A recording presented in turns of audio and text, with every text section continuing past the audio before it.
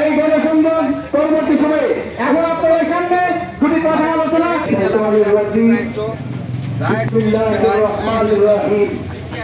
সংগ্রামিত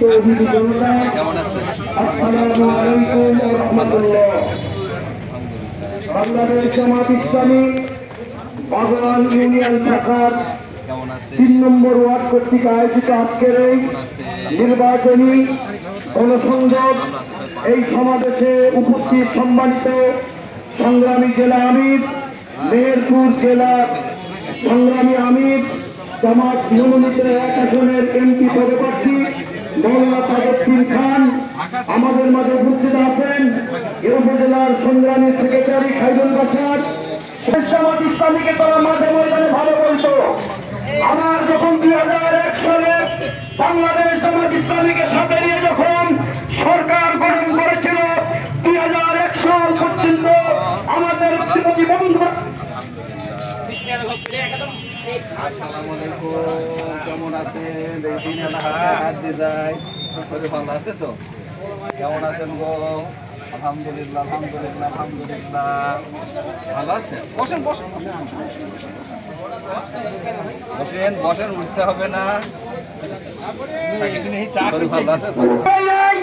বাংলাদেশ জামাত ইসলামীকে আগামী দিনে ক্ষমতায় নেওয়ার জন্য মানবিক কল্যাণ রাষ্ট্র প্রতিষ্ঠানের এক মত প্রদান করে সেই সমস্ত ভাইদের উপর কেউ চোখ কেন্দ্রিয়ে কথা বলে আমরা বাংলাদেশ জামাত ইসলামী জনশক্তি তাদের চোখ উপড়ে ফেলে দেবো ইনশাআল্লাহ। কারণ তোমরা মনে করো বাংলাদেশ জামাত ইসলামের হাতে তুলে দিয়ে বসবাস করে আশ্রয় দেওয়া, মানবতাকে শান্তির পতাকার নিচে আশ্রয় দেওয়া, দল মত নির্বিশেষে মগবাড়া সোনাপুর গ্রামের কোন মানুষ দাঁড়িপাল্লা মার্কা প্রতীকে সে চলে আসে, আমরা তাদের শক্তি প্রয়োগ করে দরকার বাংলাদেশ জামাত ইসলাম ইনশাআল্লাহ করবে।